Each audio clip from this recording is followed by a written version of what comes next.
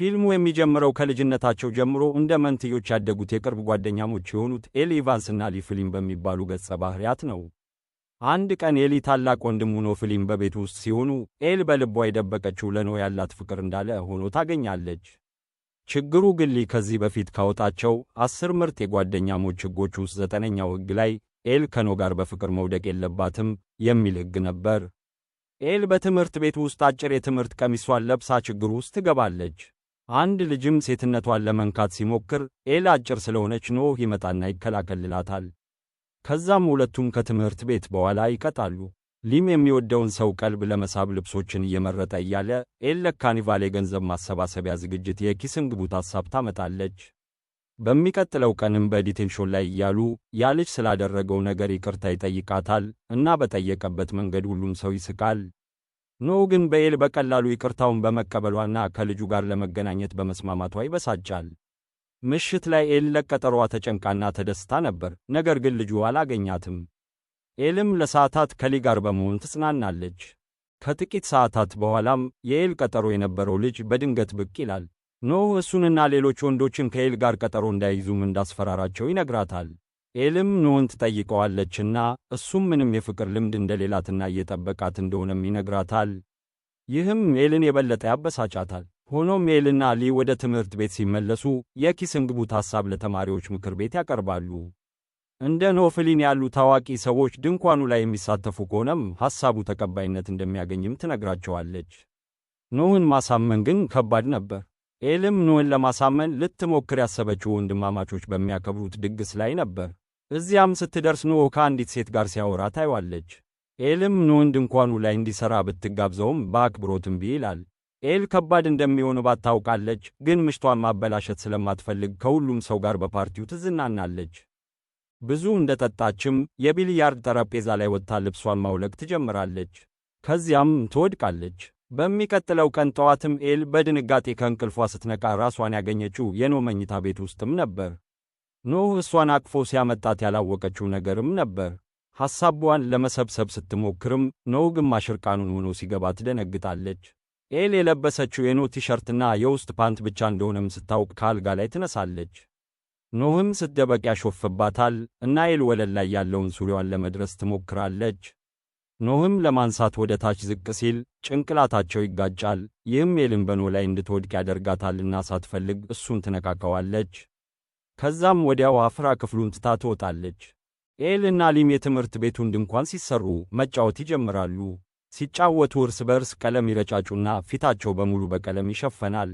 በኋላ ኤል ቀለሙን ለመታጠብ ወደ መጸዳጃ ቤት ትሄዳለች። ነገር ግን ራሷን የኖህ የእግር ኳስ ቡድን የመለወጫ ክፍል ውስጥ ሆና ታገኛለች። ተጫዋቾችም እየተገረሙ ያለ ኖህ ይበሳጫልና እንድትሄድ ይነግራታል። ኤል ኖህን መታዘዝ እንዳለባት ብታውቅም እሱም መታገልና ሊቆጣጠራት እንደማይችል ለማሳየት ግዴታ እንዳለባት ይሰማታል። ስለዚህ ልብሷን አውልቃ በወንዶቹ ዙሪያ ከጨፈረች በኋላም ሄደች። የገንዘብ ማሰባሰቢያ ዝግጅት ምሽት ላይ የመሳም ድንኳኑ በጥሩ ሁኔታም እየሠራ ነበር። ብዙ ሰዎች ዓይናቸው ከተሸፈኑት ጋር ለመሳሳምም ይሰለፋሉ። ሁሉም ሰው ተራውን ሲጠብቅ ኤልና ሊ ትልቅ ችግር ይገጥማቸዋል። የገቡትን ቃል በተቃራኒ ኖህን አላሳመኑትም ነበር። ልጃገረዶቹ ኖህ ቀጥሎ እንደሚመጣ እየጠበቁም ነበር። ስለዚህ ሊ በሱ ምትክ ለመሳሳም ፈቃደኛ ሆነ። ዓይኑንም ሸፍኖ ይገባል። ይህም ሴቶቹን አሳዘናቸውና አብዛኞቻቸውም ቅር ተሰኝተው ሄዱ። ራሄል የተባለችም ልጅ ለመሳም ስትቀርብ ሊ የዓይኑን ሽፋን አውልቆ ወዲያውኑ በምታምረው ልጅ ይማረካል። ይህ ኤልን ለቅርብ ጓደኛዋ ደስተኛ ያደርጋታል። የመሳሳም ድንኳኑ ሊዘጋም 1 ሰዓት ይቀረዋል። ሊም ከራሄል ጋር ለመዝናናት ይወጣል። አንዷም ሴት ቀጥሎ የሚስማት አንድ ስልቹ ሰው እንደሆነ ስታውቅ ኤል ስለዋሸቻቸው ለመበቀል ወደ ኋላ ትመለሳለች። ልጃገረዶቹም ኤልን በኖህ ምትክ እንድትሆን ያስገድዷታል። ግን ኖህ በመስመሩ ላይ መግባቱንና ቀጥሎ ኤልን የሚስማት እሱ መሆኑንም አላወቁም ነበር። ተመልካቾችም ባልተጠበቀው የክስተቶች ለውጥም ይገረማሉ። ግን ኖህ የተደሰተ ይመስላል። ዓይኗን የተሸፈነች ኤልም ከዚህ በፊት ተሳስማ እንደማታውቅ እያወራች እያለ ኖህ ሳይታሰብ ይስማታል።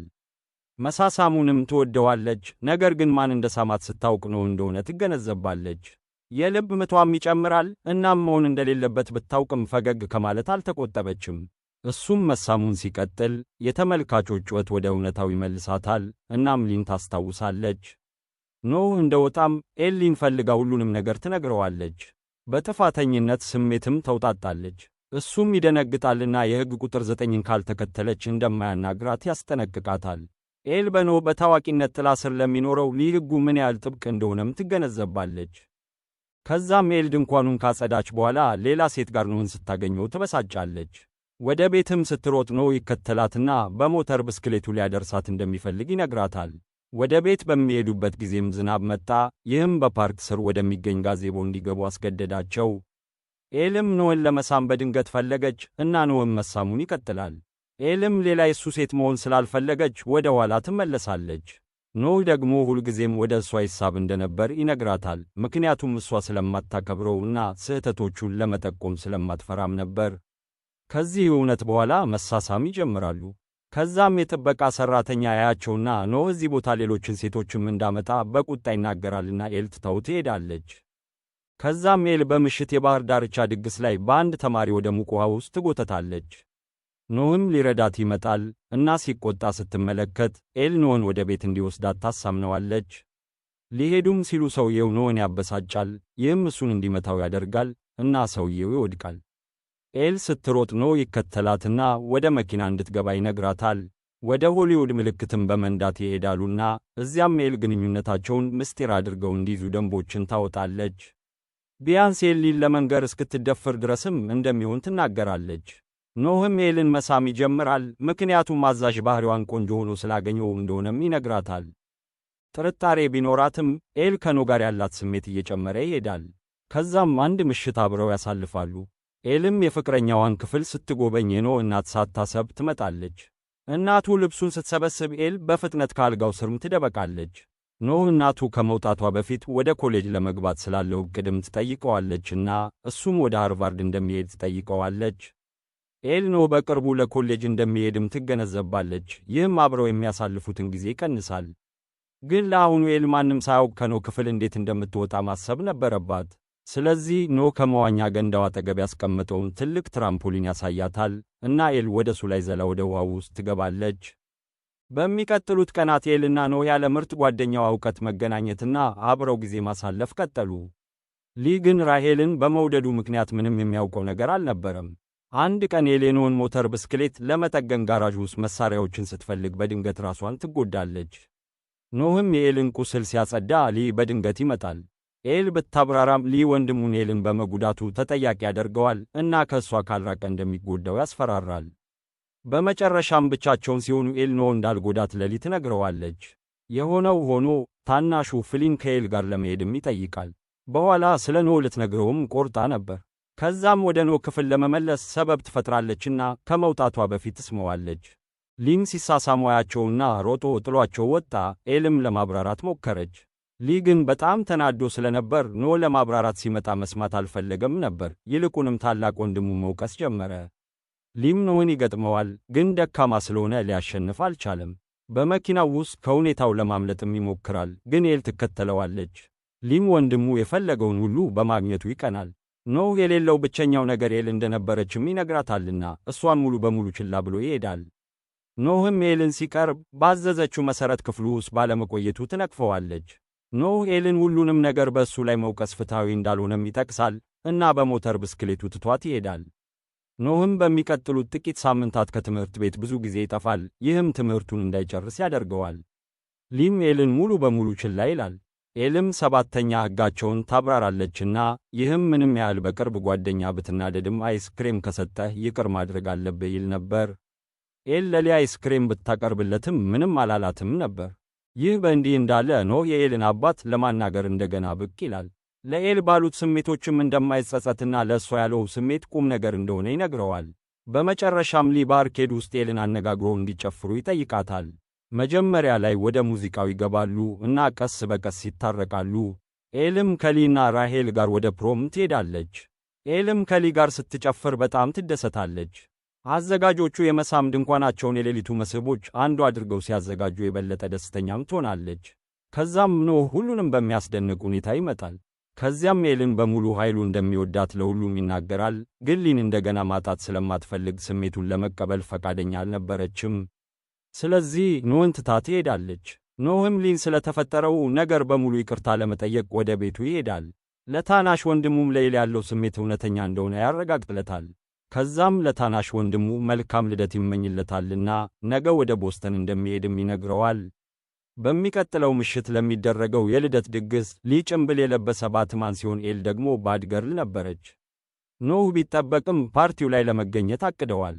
ከዛም ሊ ኖህ ዛሬ ወደ ሃርቫርድ እንደሚሄድም ይነግራታል። ይህም ጥሩ እንደሆነ ያስባል እና ኤልም ትስማማለች። ግን ኤል አሁንም ኖህን ትናፍቃለች። ፓርቲውም ሲጀመር ሁሉም ሰው ሊንን ጨምሮ በጣም እየተዝናኑ ነበር። ግን ኤል ማሰብ የምትችለው ኖህንና ምን ያህል እንደምትናፍቀው ብቻ ነበር። ኤልም በድንገት ከፓርቲው ትወጣለች እና ሊ እንግዳ ነገር ስለሆነበት ይከተላታል። ብቻቸውን ሲሆኑም ኤል ለሊ ታሪኳን ትነግረዋለችና ለኖህ ያላትን ስሜት ታምናለች። የቅርብ ጓደኛዋ ይህንን መቀበል ካልቻለ መለያየት ሊያስፈልጋቸው እንደሚችልም ትናገራለች። ኤል ምን ያህል ደስተኛ እንዳልሆነች ሲመለከት ሊ 6 ዓመታቸው እያለ ያወጡትን ሕጎች መተው እንዳለበት ይገነዘባል። ሊ ግን አሁንም ኤል ኖህን በመከታተል ትልቅ ስህተት እንደምትሠራ ያምናል። ግን ለደስታዋ ሲል እሷን ለመደገፍ ይመርጣል። ሊም ከኤል ጋር ኖህን ፍለጋ ለመቀላቀል ይፈልጋል እና ወላጆቻቸውን ካሳወቁ በኋላ ጋራዥ ውስጥ ለመገናኘት ይስማማሉ። ኤል መኪናውን እየነዳች እያለ የባትማን ልብስ ለብሶ ሊያጠገቧ ተቀምጧል። በጉዞ ወቅት ኤል በፕሮም ላይ ለኖህ ስሜቷን ባለመናገሯ እንደምትጸጸትና በዚህ ጊዜ ለመናገር እንደቆረጠችም ትነግረዋለች። ከዚያም ሊ ጭምብሉን ያወልቃልና ይህም ኖህ እንደነበረ ያሳያል። ኤልም በጣም ስለተደናገጠች ከሌላ መኪና ጋር ልትጋጭም ነበርና ይህም ኖህ እንድታቆም ያስገዳታል። መኪናው ሲቆም ኖህ ኤል ምን ማወቅ እንዳለባት እንዲነግራት ጠየቃት እና እሱን እንደምትወደው ነገረችው። ኤል ወደ አየር ማረፊያ እስክትሸኘው ድረስም አብረው ጊዜ አሳለፉ። ሁለቱም መሰናበት ከባድ ሆኖባቸዋል። ነገር ግን ኖህ ነገሮችን እንደሚያስተካክሉ ለኤል ያረጋግጣል። ኤል ኖህን ለመጨረሻ ጊዜም ትስመዋለች። ከዚያም እንባዋ እንዳይወጣ ለማድረግ እየሞከረች ከእሱ ራቅ ብላ ትሄዳለች። ኤል ከአየር ማረፊያ ወጥታ የኖህን ሞተር ብስክሌት እየነዳችም ወደ ቤት ትሄዳለች። ይህን የመሰሉ ተጨማሪ ቪዲዮዎችን ለመመልከት ላይክና ሰብስክራይብ ያድርጉ እና ማሳወቂያዎቹን ማብራትዎን አይርሱ። ስለተመለከቱ እናመሰግናለን።